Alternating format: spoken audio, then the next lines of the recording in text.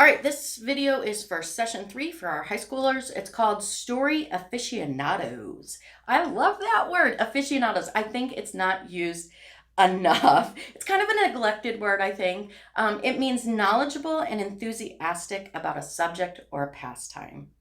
So I want you to be story aficionados. I think great disciples are great story aficionados because they're people who are deep listeners who love to hear what people's passions and their joys and their sorrows.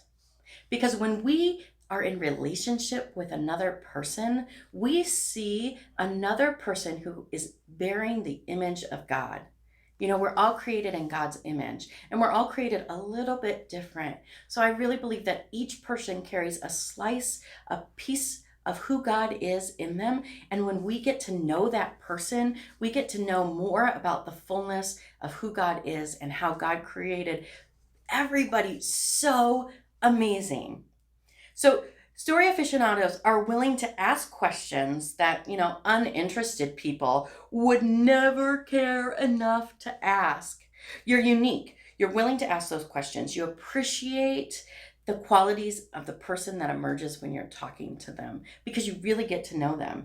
You're asking questions to show interest and curiosity. And you have a desire to let another person share because sometimes it's in sharing and verbally processing, I do that a lot, that we really discover who we are. And when we're listening to another person, it's allowing them to discover who they are.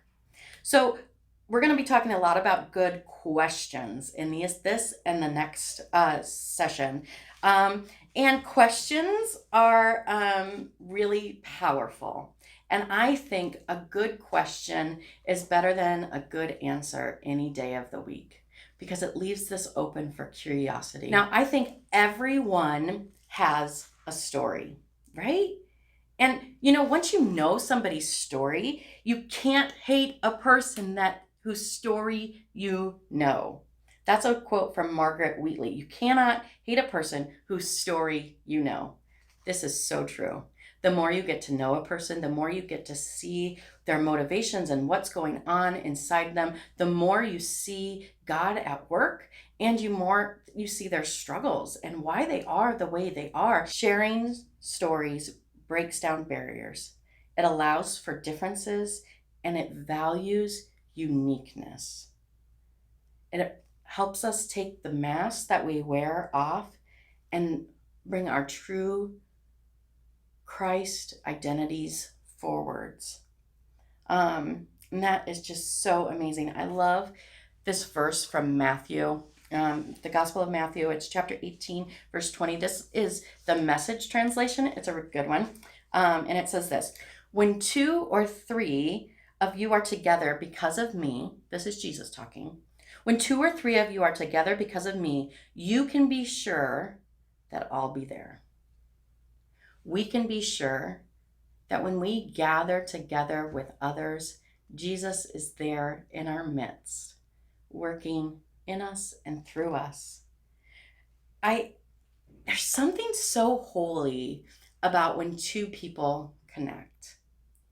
And I think relationships is really a faith practice. It's a way to live out our life. It's a way in which to reflect who God is in the world.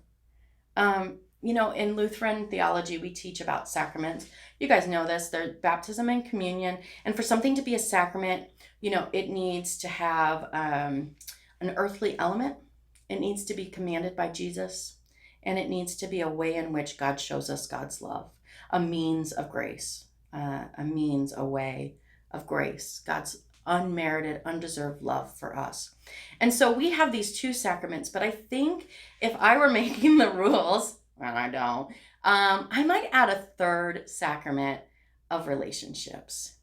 Because that earthly element, in communion, it's the bread and the wine. In baptism, it's the water. In relationships, we are that earthly element. And Jesus commanded it through his life. He commanded it when he said, you are to love one another as I have loved you, right? That's so amazing. And It's a means of grace because when we are in relationship with each other, we can do something. Here's some big words called the mutual consolation of believers. Okay, that's what Luther called it, the mutual consolation of believers. Consolation just means that comfort received by a person after a loss or disappointment, right? When we experience the brokenness and sinfulness of our world, when we experience that, there is pain and suffering that goes along with it. But when we come together as two or three gathered in Jesus' name and Jesus is present within us, then we can speak these words of hope and grace and abundance and forgiveness and mercy and love and support and enoughness. We can speak those words. We can embody those words. We can be that presence for another person. And that's what it means to be a gospel bearer. That's what it means. That's why we are doing this. So today we're going to focus in on questions. And you guys picked somebody with the most unusual interest, right? And then you wrote all those questions. Now, maybe you can see how some of those questions are similar, right? You kind of organized them a little bit. And I want to say that maybe they fall into really 4 categories of questions. So the first kind of question is a closed question. Now, when I did this activity one time, the unusual interest that somebody did was taking care of rats. Now, I hate any creepy crawly thing. I don't like them. And I thought, this is unusual. I don't even want to talk about it, but we did. Now, if we were to ask a closed question about caring for rats, one could be, how often do they eat? That would be a closed informational question because it has a short answer of 3 times a day. I don't know if that's right, but that would kind of just shut that conversation down. Easy, right? They're yes or no questions. They elicit a name or a place or a specific piece of information. Now, there's also closed personal questions, right? Those are ones that pertain to feelings, to opinions. It's personal, so it's feelings, opinions, hopes, or life applications, but they're still closed because they still elicit those short answers. Did you feel sad about that? Yes. That would be a closed personal question, right? It's not asking for information about a general thing, but still closed. Now, there's also open informational questions. Like instead of asking how many times does a rat eat, I could say, tell me about the eating habits of rats, right? And that would elicit a lot of information. It's open, so they're going to dialogue about it and they can talk about all kinds of things about the nutrition that rats need. But it's still really informational. Sometimes the best questions for getting to know people are these open personal questions. Now, I wonder which 3 questions your person picked. And look at them. Were they open personal questions? Like, tell us about what you love about caring for rats. Now, that's an open personal question, and it's going to elicit a story or long explanations where that person just gets to share and gets to share kind of the why it gets them right in the middle of who they are, why that interest is actually important to them. And when you know that part, when you know that personal part of them, you can form those connections and they can be so much stronger. Okay, so we've got closed informational, closed personal, open informational, and open personal.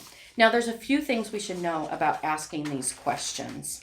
You know, open personal questions, like I said, are preferred.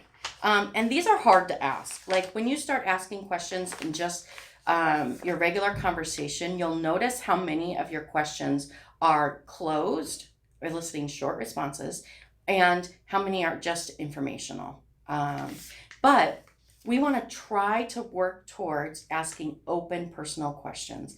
And you know what? It might seem like you're prying or asking something that's really too deep, but people love getting asked about real things. And they love when people want to hear and listen about what they actually is on their hearts. So we can start really good questions with words like what, how, And I really like tell me more about, because it tells the person that I really want to know this stuff, and I really do. Like, I love hearing people's stories. So tell me more about that, is a simple question that I say often.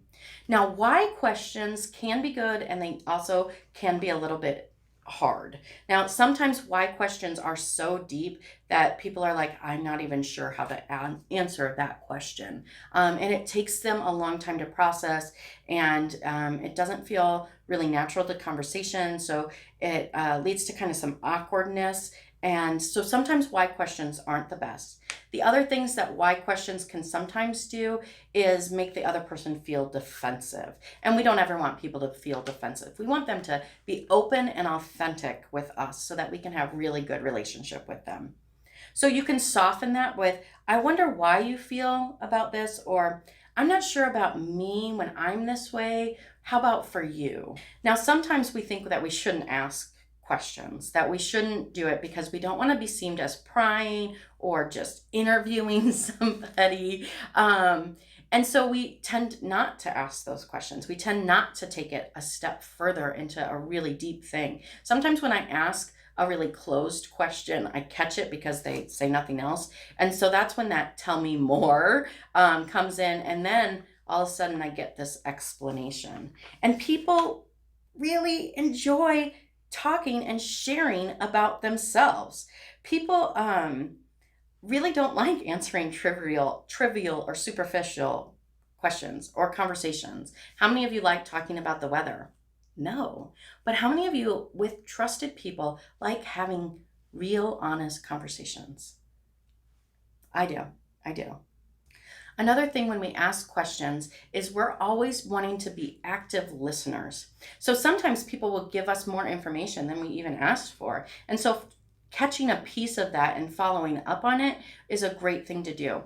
Now, if you go back and rewatch my weeding of Amy, you'll notice that I put a lot of a good follow-up question could have been, or I could have followed this up with, because I was picking up on the information she was giving me. And then I wasn't doing it very good in the moment because I was trying to get through the wheat thing to describe that. But if I wanted to have a deeper conversation with Amy, then that's when these extra questions could come into play. And I could say, tell me more about that. What is it about that particular thing that you love? Tell me about fiction books that you love, right? She loved those. So asking those good questions helps open people up. And if we're supposed to be noticing what brokenness is happening in the world, and we're supposed to be noticing about what God's doing in the world so that we can partake in that and we can be gospel bearers in the world, then we got to be in relationship with people and we got to ask these really good questions.